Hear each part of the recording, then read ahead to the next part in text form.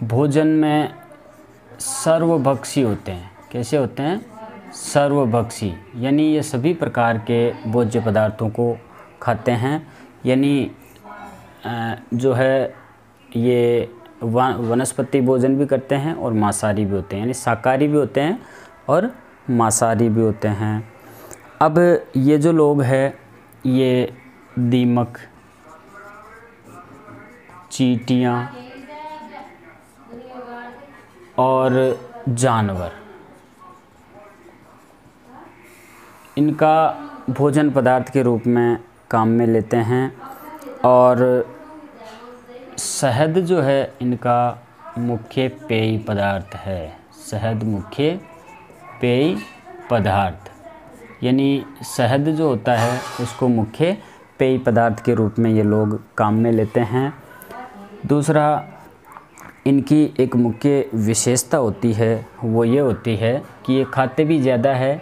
यानी एक बुशमैन जो होता है आधी भेड़ को अकेला खा जाता है। बुशमैन जो लोग हैं, आधी जो भेड़ होती है उसको एक अकेला बुशमैन खा जाता है। एक बुशमैन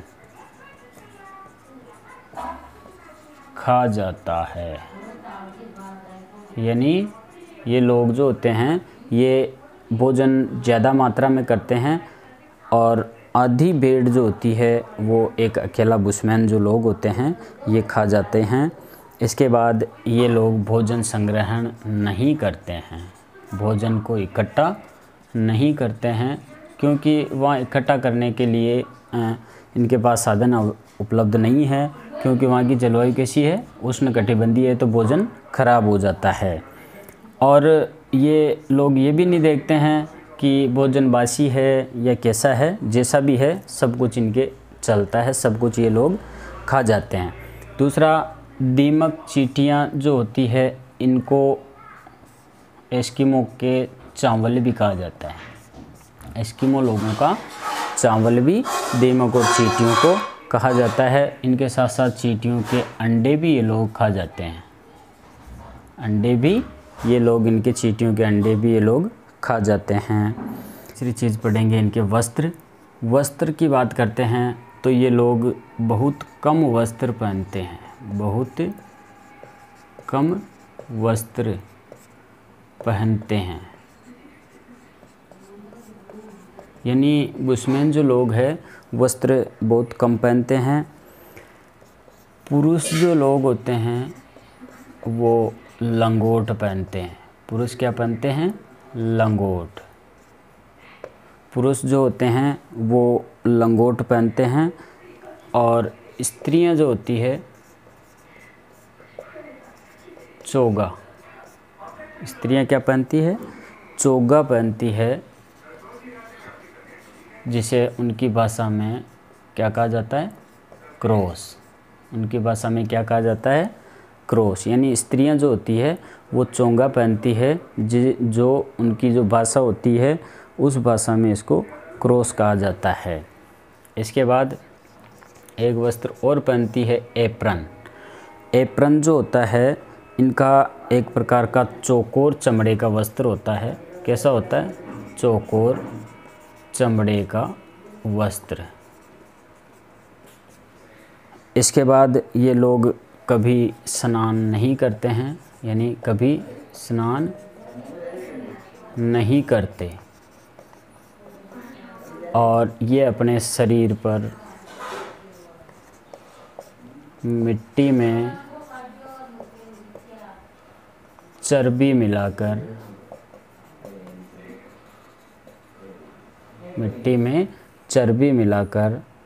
लेप करते हैं,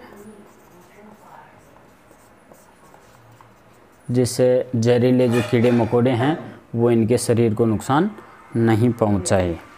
तो ये इनके मुख्य वस्त्र हो गए। बहुत कम वस्त्र पहनते हैं। पुरुष लंगोट पहनते हैं, स्त्रियां चोंगा पहनती है, जिसे उनकी भाषा में क्रॉस कहा जाता है। एक वस्त्र इनका एप्रन होता है, जो चौकोर चमड़े का वस्त्र होता है। ये लोग कभी स्नान नहीं करते हैं। शरीर पर ये लोग मिट्टी जो होती है उसमें चर्बी मिलाकर उसका लेप ये अपने शरीर पर करते हैं। निवास ग्रह की हम अगर बात करें तो ये लोग चट्टानी गुफाओं में निवास करते हैं। किस में निवास करते हैं? चट्टानी गुफाओं में, या इनकी जो झोंपड़ी होती है घास फूस की, घास व चमड़े की, ये कभी कभी झोंपड़ियाँ भी बनाते हैं। घास व चमड़े की बनी हुई जो झोंपड़ी होती है उसको भी ये लोग बनाते हैं। और इनके अस्थाई जो घर होते हैं, अस्थाई घर, उसे वर्प कहते हैं। क्या कहते हैं? वर्प। इनके अस्थाई जो घर होते हैं उसे वर्प कहा जाता है। इसके बाद हम बात करते हैं इनके औजार व बर्तन की। तो औजार की हमने बात की, तो इनके जो औजार है वो तीर कमान, भाला, तीर कमान, भाला जो है इनके मुख्य औजार है। और नुकीला डंडा, नुकीला डंडा इनका एक प्रकार का औजार है।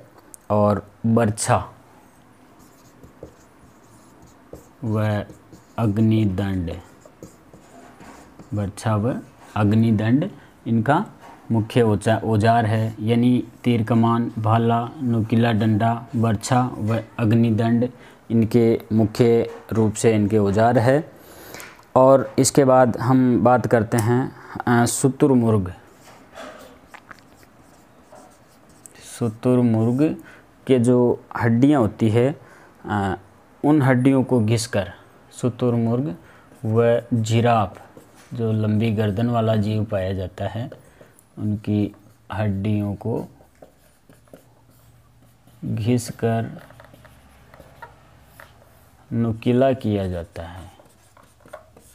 नुकीला कर जो अग्रभाग होता है तीर का उसके ऊपर लगाया जाता है। नुकीला करके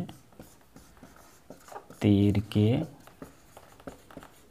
अग्रभाग पर लगा दिया जाता है। यानी शुतुरमुर्ग और जिराफ की जो पैर की हड्डियां होती है उन हड्डियों को घिसकर और नुकीला करके तीर के अग्रभाग पर लगा दिया जाता है। और जब शिकार किया जाता है उस समय इसको इसके ऊपर लगा देते हैं। और पेड़ों की जो छाल होती है, पेड़ों की छाल से रस्सी बनाते हैं। पेड़ों की छाल से रस्सी का निर्माण करते हैं। अब हम बात करते हैं इनके बर्तन की। इनके जो बर्तन होते हैं वो बहुत कम होते हैं। बर्तन कम, बर्तन क्या होते हैं इनके? कम होते हैं। अब बर्तन में हम बात करते हैं तो शुतुरमुर्ग का जो अंडा होता है, शुतुरमुर्ग के अंडे से जो खोल होता है, उनका अंडे का खोल,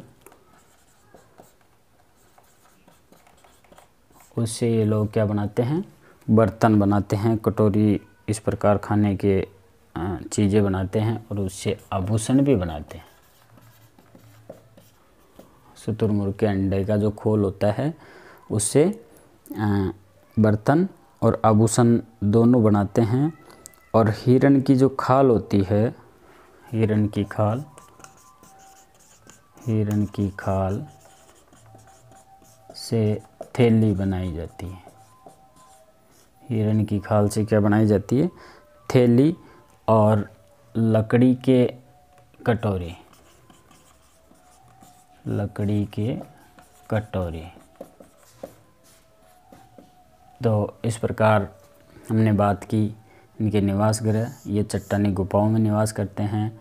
झोंपड़ी इनकी घास व चमड़े की होती है। अस्थायी घर जो होते हैं उन्हें वर्प कहते हैं। इसके बाद हमने बात की औजार व बर्तन की। तो औजार जो होते हैं तीर कमान, भाला, नुकीला डंडा, बर्छा, अग्निदंड, ये इनके औजार है। इसके साथ ही शुतुरमुर्ग और जिराफ जो है उनके पैर की जो हड्डी होती है, पैर की, उन हड्डियों को घिस कर नुकीला करके तीर जो होता है उसके आगे के भाग में लगा देते हैं, जिससे शिकार जल्दी घायल होके और इनका शिकार बने। पेड़ों की जो छाल होती है उससे ये रस्सियों का निर्माण करते हैं, रस्सियाँ बनाते हैं। और इसके बाद हम बर्तन की बात करते हैं तो बर्तन इनके बहुत कम होते हैं। शुतुरमुर्ग के जो अंडे हैं उनका जो खोल होता है उससे ये बर्तन बनाते हैं और आभूषण का निर्माण भी उससे करते हैं। हिरण की जो खाल होती है उससे ये थैली बनाते हैं और लकड़ी से ये समाज व संस्कृति की। तो इनका जो समाज होता है वो छोटे छोटे दल में निवास करता है। ये लोग अंधविश्वासी होते हैं, अतः जादू टोने में विश्वास करते हैं। जादू जो टोना होता है उसमें विश्वास करते हैं और ये अंधविश्वासी होते हैं। ये लोग पेंटिंग बनाते हैं और वो पेंटिंग किस पे बनाते हैं? चट्टानों पर। ये लोग चट्टानों पर पेंटिंग बनाते हैं। ये लोग दो भगवान मानते हैं, एक पूर्वी भगवान और एक पश्चिमी भगवान। यानी इनके लिए एक पूर्वी भगवान है और एक पश्चिमी भगवान है, पूर्वी दिशा का भगवान और पश्चिमी दिशा का भगवान। ये जो लोग होते हैं इनके अंडे के खोल से बर्तन व आभूषण बनाते हैं।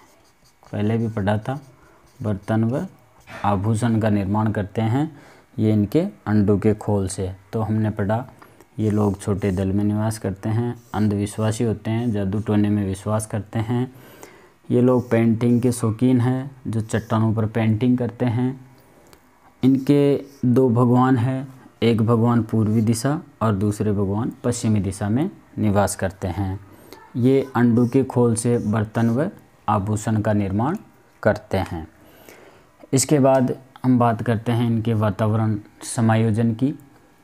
वातावरण जो समायोजन है इन लोगों ने भी बहुत अच्छी तरह से किया है। कम सामान होते हैं इनके पास व इनके बच्चे कम होते हैं, इसके कारण ये आसानी से कहीं भी जा आ सकते हैं। यानी घूमने फिरने में इनको दिक्कत नहीं होती है, क्योंकि इनके पास सामान क्या होते हैं? कम होते हैं, बच्चे भी कम होते हैं। अकाल के समय एक विशेष इनकी विशेषता है कि स्त्रियां गर्भधारण नहीं करती है। स्त्रियां गर्भधारण नहीं करती। कब?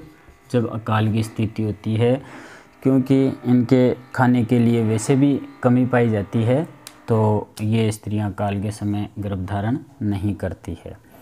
और इन लोगों की एक मानवता है, वो ये है कि ये लोग मादा और अल्पवयस्क जो जीव होते हैं, छोटे बच्चे, उनका शिकार नहीं करते।